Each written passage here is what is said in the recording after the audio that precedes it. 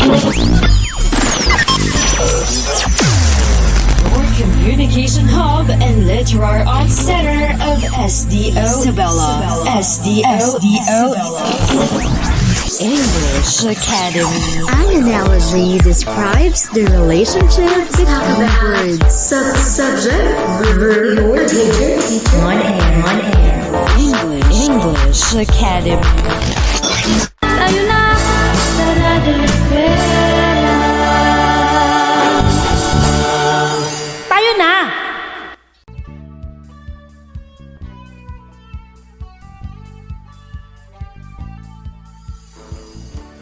Hello, grade 9 learners! Welcome and mabuhay! We are here once again to learn new things, and it is a delight to be with you for another episode of School on Air in English 9.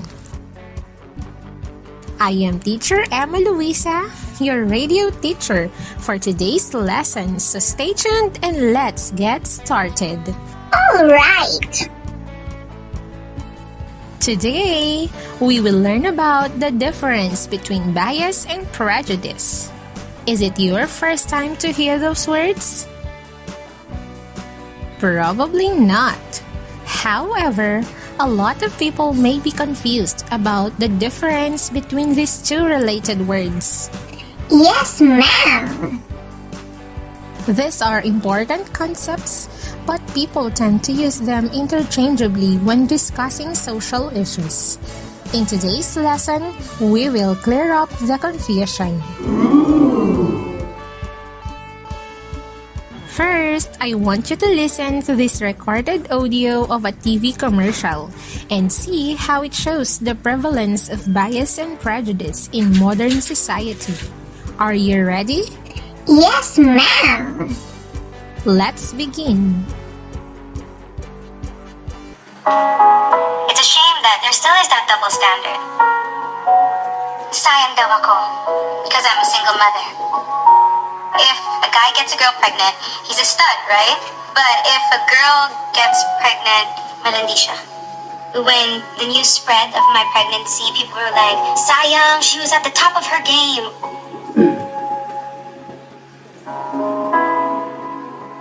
People immediately would make up stories about me or assume that I'm malandi or a woman of the world. Was I unfairly judged? Yes. But then, did it stop me? No.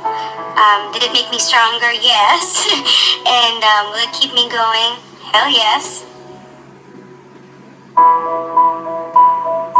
Labels are a challenge. To me, it was challenge accepted. I wanted to show people that no matter what happens to you, it should never stop you from being successful. In the end, I've got to do whatever I wanted to do. And as an actress, I've never been happier. Being a single mom, it's really empowering because there's more purpose. And nothing's greater than a mother's love. I'm blessed. Sayang? I don't think so. Can you whip it? Because I did.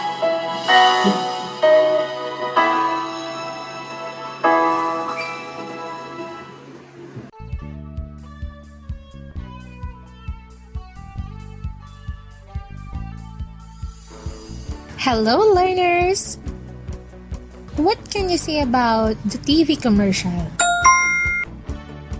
In that shampoo ad, an actress is sharing her experience about being labeled by the society. What is the label? Being attached to the woman in the video. That is right. She says that people call her malandi or flirt because she is a single mother. Do you think she is unfairly judged? Yes. Did it stop her? No, ma'am. No. In fact, she showed people that she is happy and she became more successful. Do you agree that this stigma of double standards happen in real life? Yes, ma'am. It's true. In reality, a lot of people are unfairly judged by others. Bias and prejudice are everywhere. These are subjective way of thinking that lead people to manifest unfair behavior towards another. But the question now is, what is the difference between these two concepts? Class, to do better understand their difference, I have here a scenario. And I want you to think whether it shows bias or prejudice. Are you ready? Oh yeah!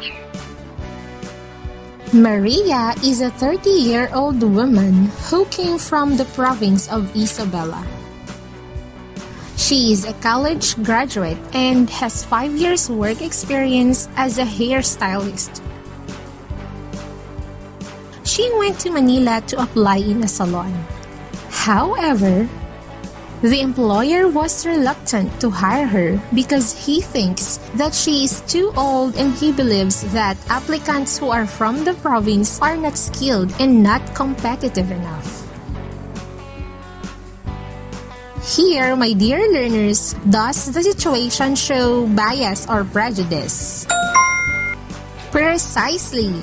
The employer was reluctant to hire Maria just because of her age and because she is from the province. This unfair attitude is what we call prejudice. Based on the situation, how can we define prejudice?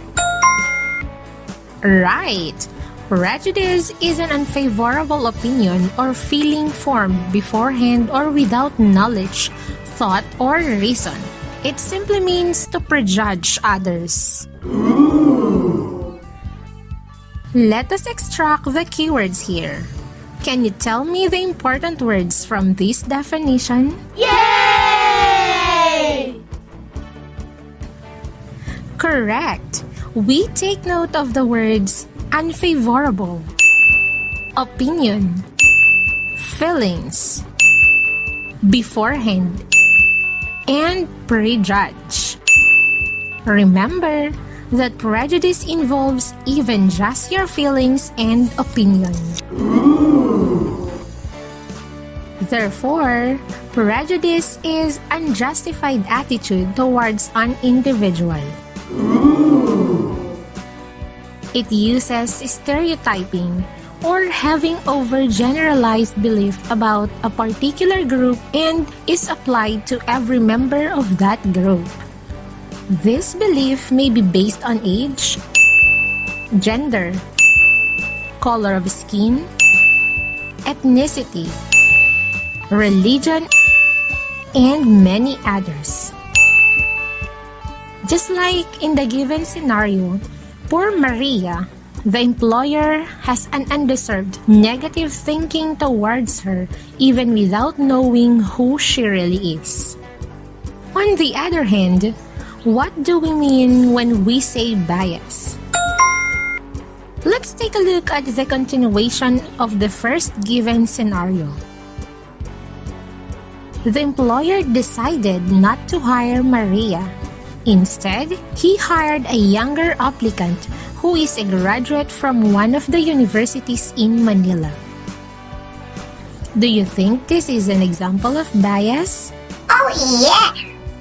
You're right. Yes, ma'am. This is bias. The employer preferred to hire younger applicants from the city over older ones from the province, even if both are qualified for the job. Therefore, we define bias as a tendency to favor one person, group, thing, or point of view over another, often in an unfair way. From this definition, can you tell me the keywords? Great! We have the words such as favor and unfair. In short, bias is unfair favor. Hence, a biased person may show favor to someone which may result to another's loss. Let's take a look at these examples. Female teachers give more attention to girls than boys. And a reporter gives negative comments to a politician because he is against his advocacies and gives praises to the ones he supports. All of these are examples of biases. These show evidence actions of one-sided, non-neutral support against another. Is everything clear? Oh yeah!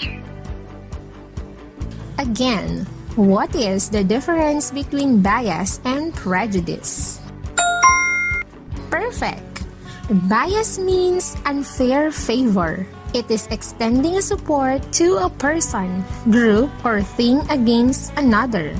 On the other hand, prejudice is preconceived opinion that is not based on reason or actual experience, or giving prejudgment without sufficient knowledge.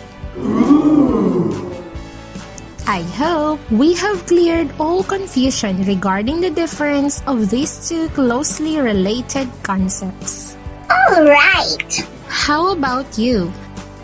As students, have you experienced being victims of bias or prejudice? Or have you seen other people become biased and prejudiced towards another? Yes, because these are prevalent in our society. So, what is the essence of understanding these concepts? Correct! Being familiar with bias and prejudice will help you become fair and balanced in your decision making. You will be more sensitive towards other people.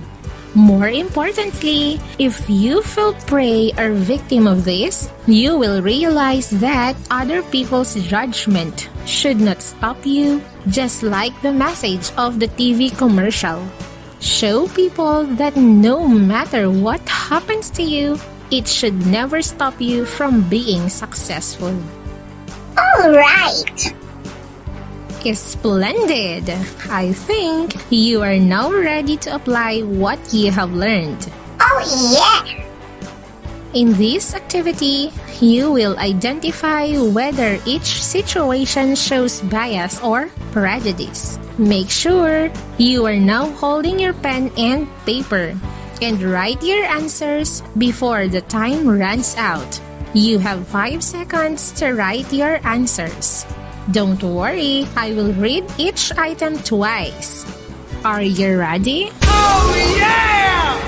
Fantastic! Let's begin. Number 1. You perform an experiment in which you are more inclined towards a particular result. When you obtain the results, you put more emphasis on the results that are in agreement with your thinking, and omit or discredit results that are in disagreement. Is it bias or prejudice? I repeat, number 1. You perform an experiment in which you are inclined towards a particular result. When you obtain the results, you put more emphasis on the results that are in agreement with your thinking and omit or discredit results that are in disagreement. Is it bias or prejudice? Your timer starts now.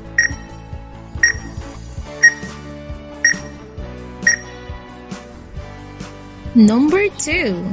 You are the leader of your group. Your teacher asked you to include Anna as your member. However, other members of your group do not agree because Anna is handicapped. Is it bias or prejudice? Again, number 2. You are the leader of your group. Your teacher asked you to include Anna as your member. However, other members of your group do not agree because Anna is handicapped. Is it bias or prejudice? Your timer starts now.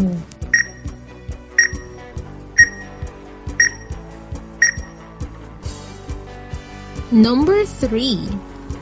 Donna joined a singing contest. She won the competition because her father is one of the judges. Is it bias or prejudice? Again, number 3. Donna joined a singing contest. She won the competition because her father is one of the judges. Is it bias or prejudice? Your timer starts now.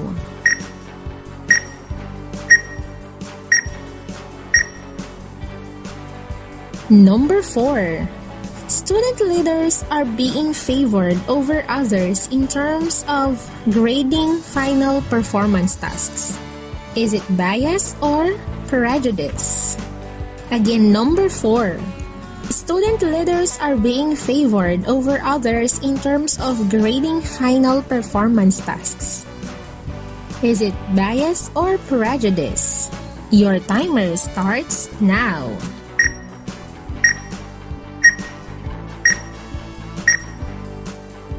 Lastly, number 5. You are in a restaurant and you notice that the waiters are ignoring a group of customers who have dark-colored skin. Is it bias or prejudice? Again, number 5. You are in a restaurant and you notice that the waiters are ignoring a group of customers who have dark-colored skin. Is it bias or prejudice? Your timer starts now.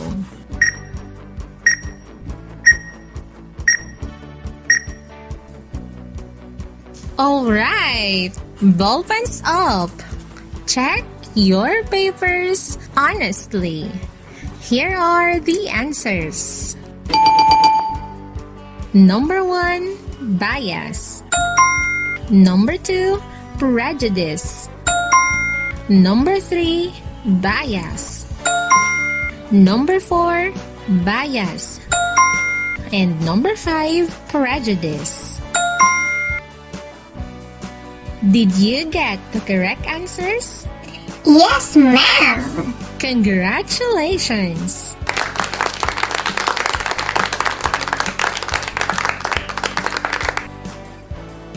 That only proves that you understood our lesson today.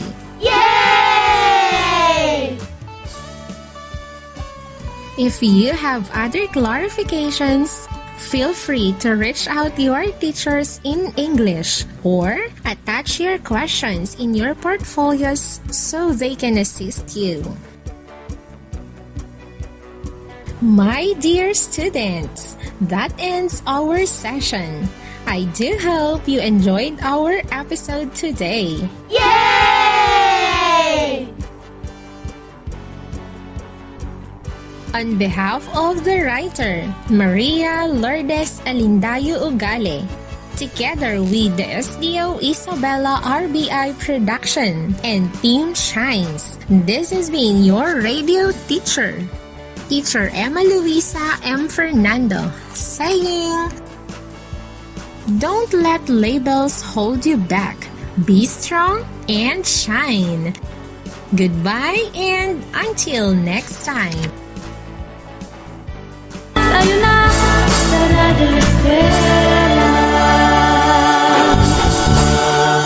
Tayo na! Patuloy ang edukasyon para sa ating henerasyon. Sa daan ng pagkatuto ay walang may iwan. Kaya halina sa Radyo Eskwela!